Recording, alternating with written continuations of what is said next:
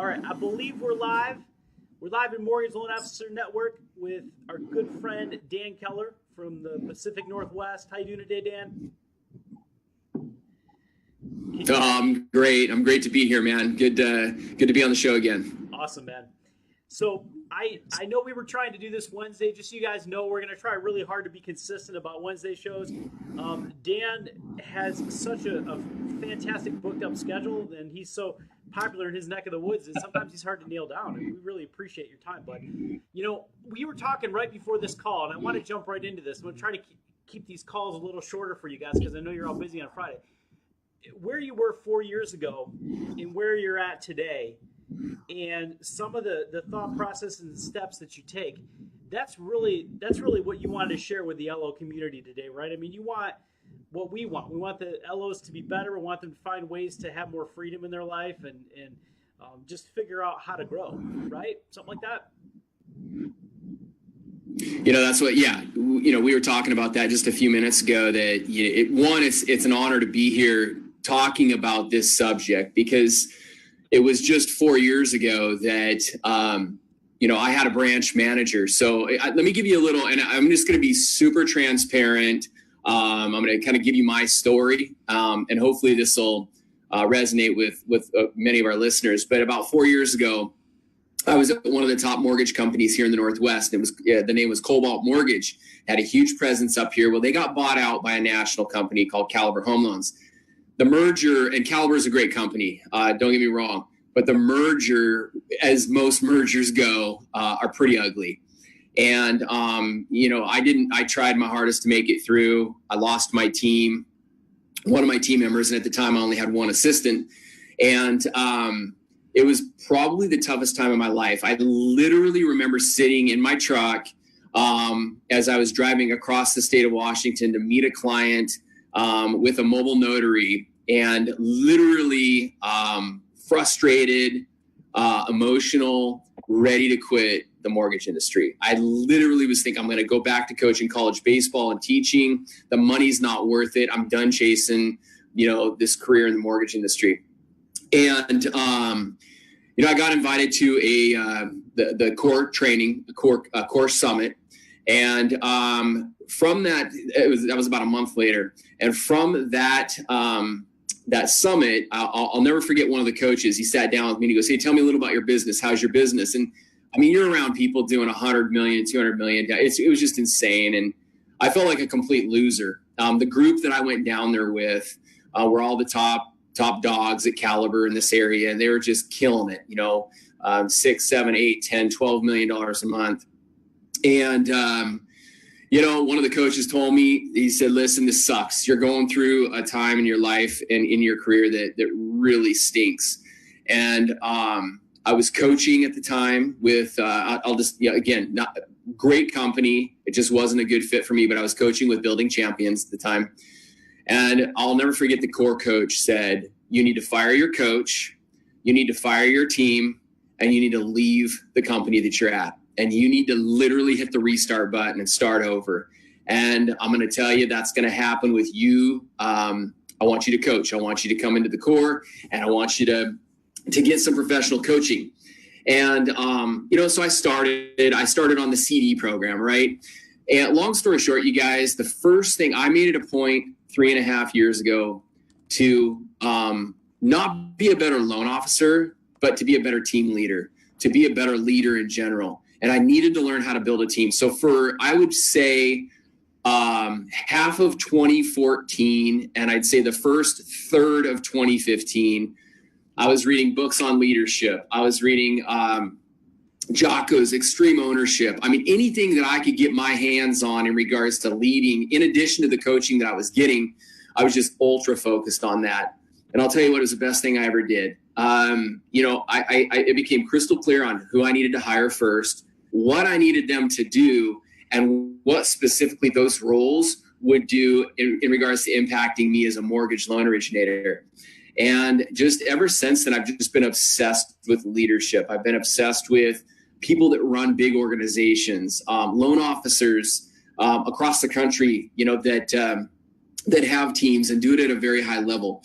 And so, today my whole goal, hopefully here in the next, 15 or 20 minutes, is just to I've just given you kind of an overview of how I'm here, what I'm doing today, but what I went through to get to where I'm at today. I'm going to date this. It is July 13th, 2018. This month, we will close $10.1 million in production. Last month, I did 9.8, and the month before that, 9.7. And that's just the team. That's me. I'm the only loan originator. Actually, I do have a junior that I brought on, and I'm trying to migrate him into just being a loan officer in my branch. But that's my production. I've got 2 front-end loan partners, and 1 back-end loan partner. So the coaching program that I'm in, that's 2 LP1s and then 1 LP2. And I'm going to be honest with you, I'm understaffed right now. I'm actually trying to hire 1 more loan partner because if you're consistently doing right around 10 million, you need a team of about 5 to handle the leads that you generate. But that's where I'm at right now. And like I said, it's such an honor, you guys, to be here talking about this because, again, 3.5 years ago, I felt like it was something I knew nothing about. And it's literally the problem that almost forced me out of this industry is what is allowing me right now to flourish and grow and have the time of my life. So super excited about this topic. The way that I kind of wanted to tee this up too is I know you guys have some questions that a lot of people in your community ask. So, I could just sit here and, preach and teach for 15 or 20 minutes, or I can kind of give you a couple of pieces of information, then you can hit me with questions. So what do you guys think would be the most productive for the community? I think just doing a quick Q&A would definitely be the way to go with this because, you mentioned earlier, Dan, we see a lot of the same questions popping up in these various groups day after day, month after month with all this. So I want to kick it off here.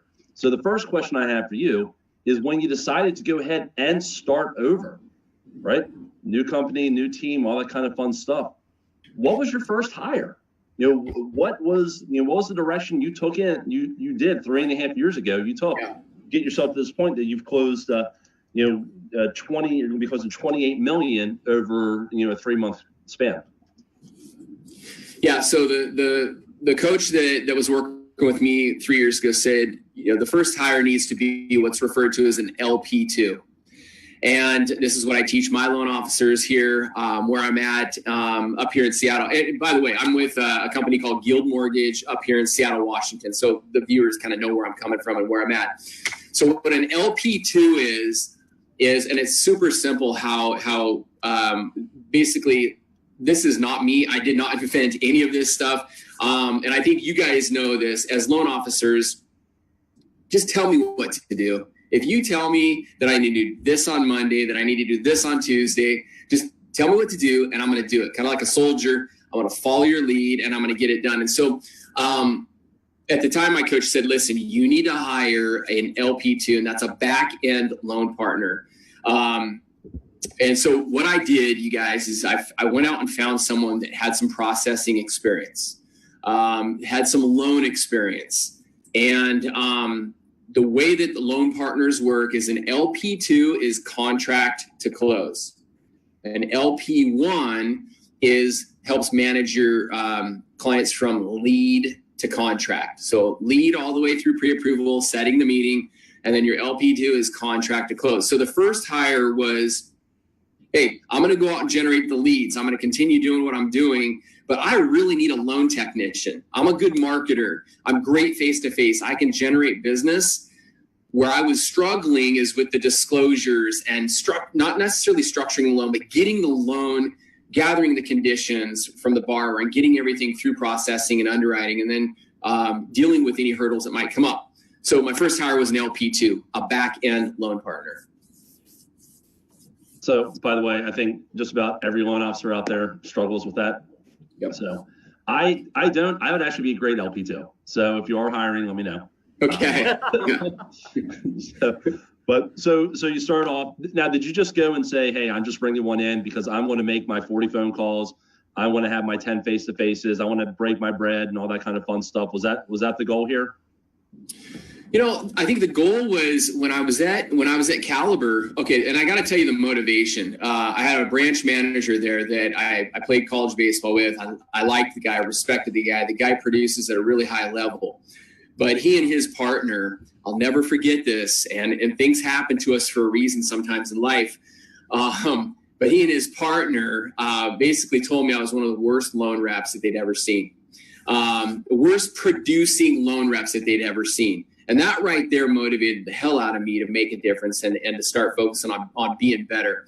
But kind of getting, and I tell you that to kind of tee up the reason why I focused on the LP2 versus the LP1.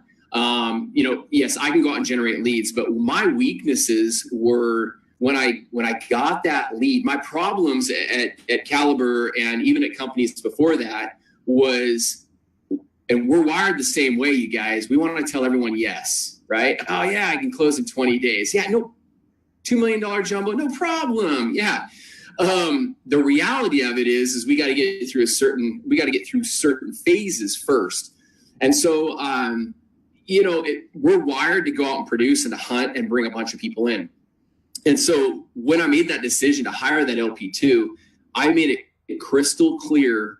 I knew exactly who I needed to hire. From the advertisement, I wish I could probably go back and show you the ad. It's on Facebook from 3 years ago, but it was crystal clear, like who I was looking for, what I needed them to do, the experience I needed them to have.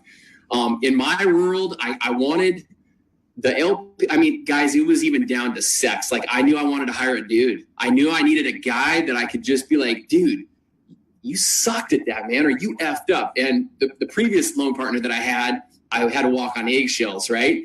And so, I mean, I had it narrowed down to a T. I interviewed 11 people and I hired the 11th person. So that's how attention to detail and focused I was on hiring that right person in that role. Did I answer that question right? I think it got kind of sidetracked.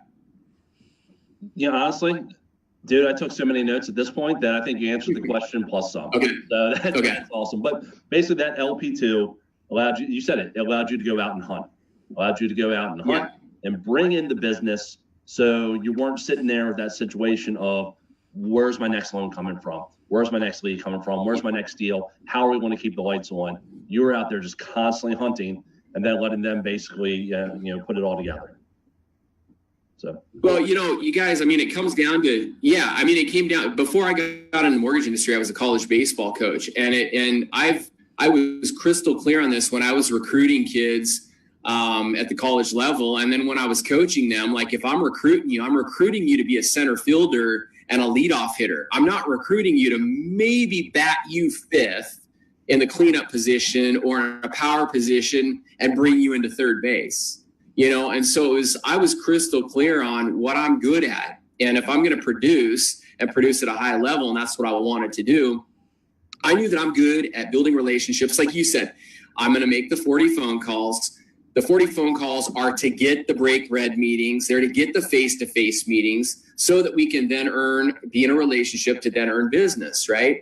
And I knew that I was good at that and I could do that. If I could bring the loan in, I just needed to know that I would trust someone not to F up on structuring that loan through processing and through underwriting. And so I needed a good processor the guy that I have still in this role, the guy he's an underwriter. He's a former underwriter. He just didn't like it. He didn't like dealing with loan officers. And that's why it was a perfect fit. He was like, I'll deal with you, but I'm not going to deal with 10.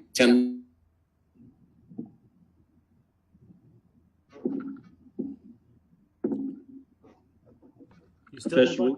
Yep. I think Dan. I think we lost Dan. Well, hopefully he hops back on. I know Dan had also mentioned, we'll wait for him to hop back on, his in-process checklist, the WOW checklist. You remember that from our previous calls, TJ? Yeah, absolutely.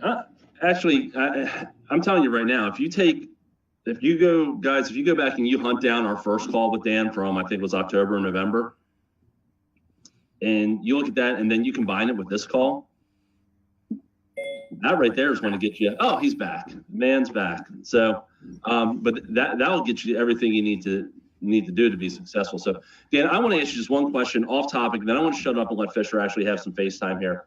So, one of the things that, when I talk to the core guys, ultra successful core guys like yourself, right, always want to know is when you pick up that phone and you make that phone call and you're calling someone and you're looking at their numbers and they do, 75 buy sides a year type of thing, 50 buy sides a year, whatever it is. The most successful core people, they call those agents with no fear, right? How do you approach that? Because I know you don't look at the guy and say, okay, this is he does 6 buy sides a year. That's who I want to go after. You're looking for folks to do a certain amount of business every year to send you a certain amount of business, right? Absolutely. I mean, I'm just going to throw this up here. I don't know if you want to read a book. Have you guys heard of this book? No. Mark Devine, former Navy SEAL. It's called Unbeatable Mind. Okay. It talks a lot about winning in your mind first. So when I get on a call and I'm cold calling agents or financial planners, one, I know that I'm going to win in my mind first. Two, I know without a doubt, TJ, that I can add value to that agent. I can make, number one, I tell every single real estate agent that I work with, working with me, I will make you more money, period. Working with me, I will make you more money than you working with any other loan professional in our area, period. And I guarantee that. And so when I get on the phone call, I know that. I'm confident in that. And I also understand, you guys, this is sales. I understand they're probably going to object 3 different ways. So I already know the objections. I know what they're going to say. I've got a good loan rep. I'm not interested. I'm too busy. So I know what I'm going to say when they say that. And so no, you guys, it's one, winning in your mind first. 2, knowing without a doubt that our relationship will bring them more money and more freedom in their business. I think that winning in your mind, that's I guarantee. Here's a really cool thing, by the way, when we do these webinars, when someone ever mentions a book, Fisher orders it and sends it to me via Amazon. I always get it like 3 days later without having to pay for it. So it's perfect. Fish, have you heard of this, Fish? Not that one, but there's another one I sent him one a couple of days ago. Yeah. Mark Devine's a badass. He's again, I know you guys are really big in the veteran community, but yeah, former SEAL. Just those guys don't mess around, man. And those are the right guys to be writing these types of books on mental toughness. So it's a good one. Awesome. So cool. Good stuff. All right, Dan. All right, Fish. I'll shut up, man. You go ahead. No, it's good, man. You guys have been rocking and rolling. And, for me, the other thing I really wanted to ask Dan was just how do you make sure that your team is sharp and relevant and doesn't fall into that, that group think or that lazy, we've already kind of done this mentality, and they're showing up on a day-to-day basis to do what they need to do to keep you guys top of mind and keep bringing all the deals in. I mean, how do you lead every single day? Okay, so if you're listening to this and you're thinking about building a team, you need to understand there's 3 types of leadership. All right, there is dictatorship. That's browbeaten, do it my way, or hit the road. There's servant leadership. Best example of servant leadership is in the Bible, Jesus Christ. He washed the feet of his disciples and he was the big guy. And then number 3 is lead by example. And I think the biggest thing that us as loan officers building a team is your team needs to know that you're putting in the work. Your team needs to know that you could do their job. Your team needs to know that you're out there doing what you're supposed to be doing, and by doing what I'm supposed to be doing from a lead gen standpoint and them doing their job from a job description standpoint, that they're going to help build the team and help the team achieve certain goals. So what we do twice a year is I have a vision traction goal setting meeting with my team. My team knows what our goals are this year from a unit standpoint. Our team is crystal clear on my vision for the level of service that we are supposed to provide. They're crystal clear on the reviews that we're supposed to get. They're super focused on upholding that. And I think that starts from the top. If they see me doing that, they're going to do that. And let me take a step back, hiring the right people that will buy into your culture. My culture, this is how I've built my team, and this is how I've built this branch. My culture here is centered around growth. My culture's vision statement is as simple as it gets. For loan officers, you're either on a team or I'm helping you build a team, period. If you want to come work for me at Guild Mortgage in North Seattle, you're either going to be on a team or I'm going to help you build a team. And then there's criteria for that. And so I think it's important to understand that each one of your team members know what your objective is, what you're trying to achieve. And then it's super important, you guys, that they know what to do. That's done through a job description first and foremost, so they know what their job is. And so can I give you a brief example of what my LP1? Yeah. So Jason Hoskins is my LP1. He works on the front end. He helps me manage all leads, all the way up to fully pre-approval, TBD underwrite. And then once we get mutual acceptance, he gives a formal handoff to Dan Dietrich and he's done. And so what Jason's primary role, number one rule, is to manage my lead tracker. That's it. Number two, it's to help keep me organized. And when I say organized, set the client meetings. I meet with every single one of my clients, period. We either do a Skype or a Blue Jeans meeting, or we'll do a face-to-face. That's it. Maybe 1 out of 100, I'll do a phone call. And so he manages that. He manages the pre-approval. He makes sure that the realtors are updated when we get their information in. He makes sure that they're updated on their pre-approval. So he manages that entire process up front. Now, I do not hand off the client to Jason. I still make the first call to the client. I still have the mortgage planning meeting, but what he's doing is he's running the credit. He's gathering the documents. Between he and I use Mortgage Coach. And so I'll structure the loan, 5% down with MI, 10% down, depending on their cash. So I'll help structure it, but then he'll fine tune that. I also have printed out, it's a legal size form front and back. It's my client intake form. He does the client intake call where he basically fills in the gaps from the loan application and the docs that they've sent in. And then the next meeting after that is the mortgage planning meeting with me. And so what Jason knows exactly what he needs to do on every single file at the highest level possible, because if Jason does his job right, the handoff's going to be smooth to Dan. Dan's going to do his job right. We're going to close, and we're going to close with class, and we're going to get a referral. And then what I do, where I come into play, is I call them the Superman calls. After I meet with the client, I will call them on mutual acceptance. I will call them when the appraisal comes in. I will call them when we're clear to close, and I call them to do what's called a pre-funding review. I do not attend my signings. I'm too busy to do that, but instead I do a pre-closing call. It's 2 or 3 days before they're signing their escrow appointment. I go over all their final numbers. I go over the correct spelling of their name, when their first payment's due, their total monthly payment, their total cash due at closing, remind them how to get that to escrow. And guys, then I'm done. So I might have maybe an hour and a half personally invest into each funding and each transaction, knowing good and well that my team on the back end has everything, all their processes are dialed in, and it's kind of like a conveyor belt, just moves ahead to the next phase. Very cool. So now I'm assuming when you're having your first call, your face-to-face or your Skype meeting, which is awesome. Never thought about doing the face-to-face. As many of these videos as we do, never thought about doing one with a client. I think that's a cool idea. But I'm assuming you're almost selling your team as part of the process, right? So you're letting the client know what to expect, throughout the process. So when your team interacts with them, emails them, calls them, they treat your team with the same respect that they treat you.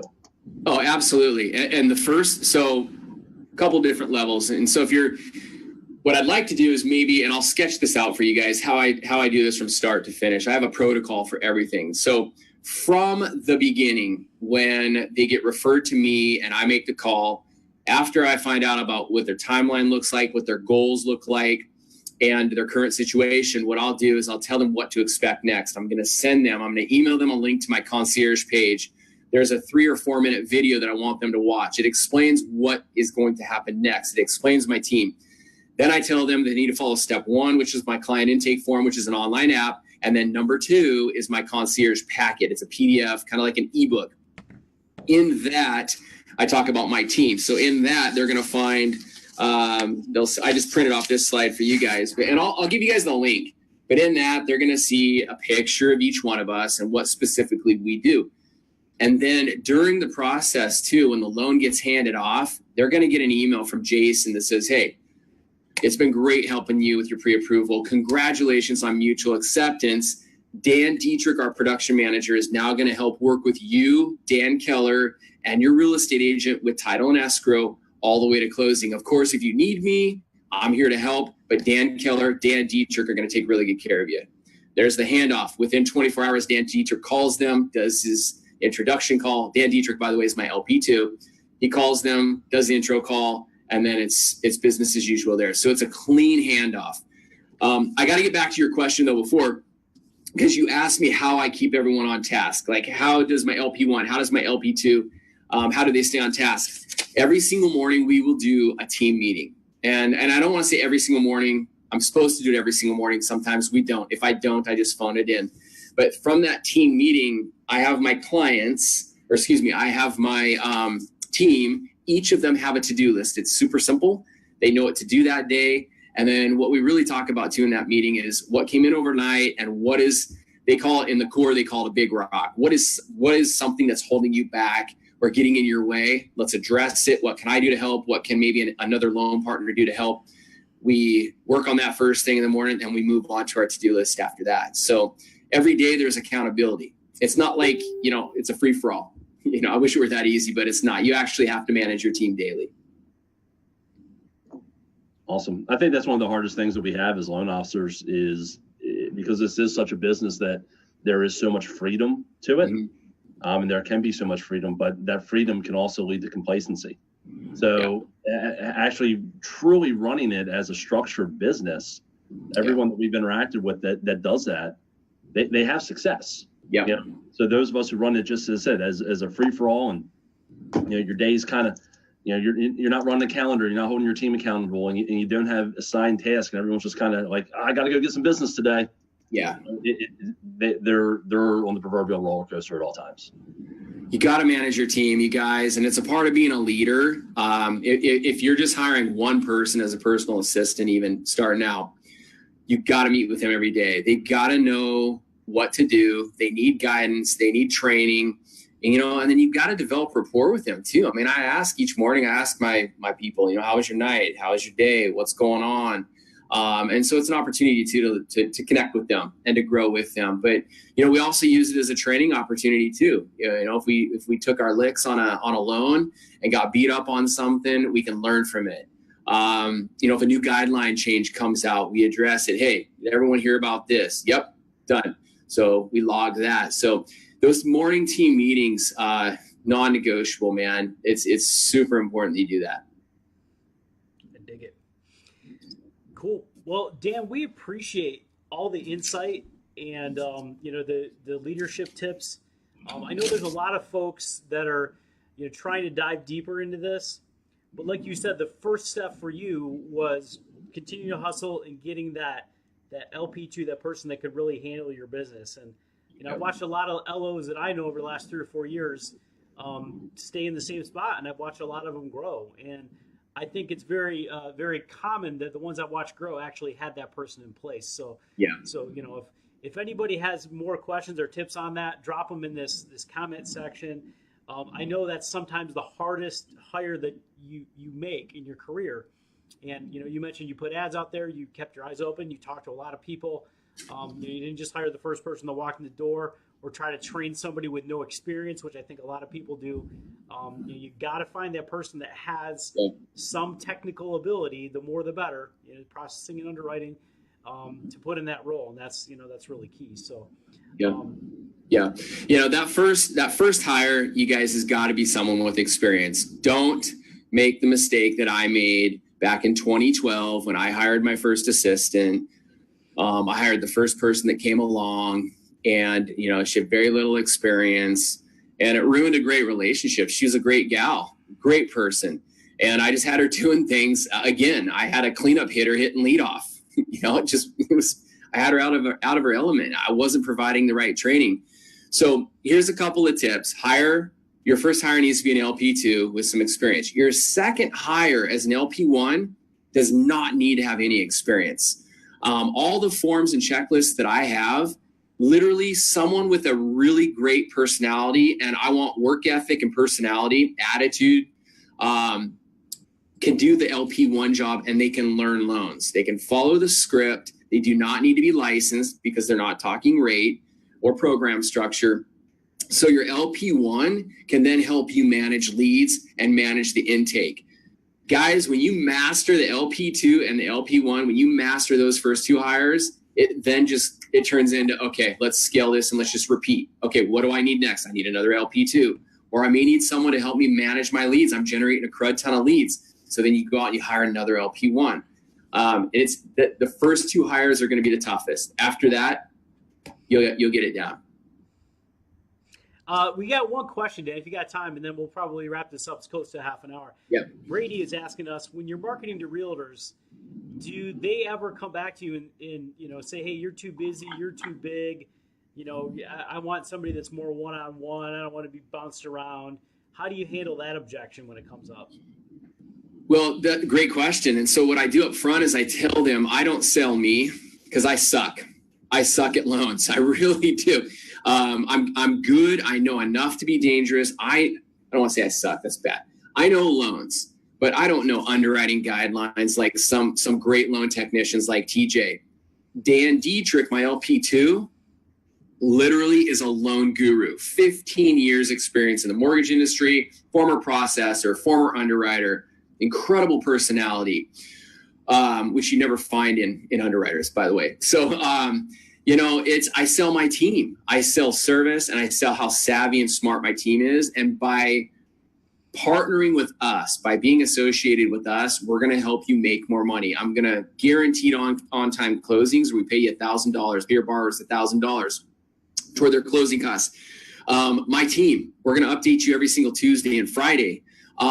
When I get the reviews, and it's a red carpet, incredible wow experience for the borrower, I'm going to ask them to refer you. I'm going to generate referrals for you, and the team is going to do that. I'm not. Now I'm managing the team. I'm running the team. I'm in charge of this operation, but it's my team that I'm selling. And when the agents understand that, listen, I'm in face-to-face meetings, 4, 5, 6 hours a day. There's going to be times where you can't get a hold of me. My right-hand man, Jason Hoskins, you will learn to love him. If you cannot get a hold of me, you call him and he'll pick up. And he's going to get you the updated pre-approval letter. He's going to get you exactly what you need. We're always going to have someone on call for you. So I set up my team in advance. They know, they're aware of that, and then they see the value in that. I've had one real estate agent say that they just want to deal directly with me. I looked up their volume, and she had closed three transactions in the last year and a half. So it just wasn't a good fit anyways. And I was like, well, you're not going to get me every single time, or you'll never just get me. Because the way that I built my business is that it's centered around a team, and it's an operational team. Now, you'll never get another loan officer. I think that person thought that I was going to hand them off to another loan rep. That's not the case. I'm your loan rep. I'm going to educate you and advise you. But from an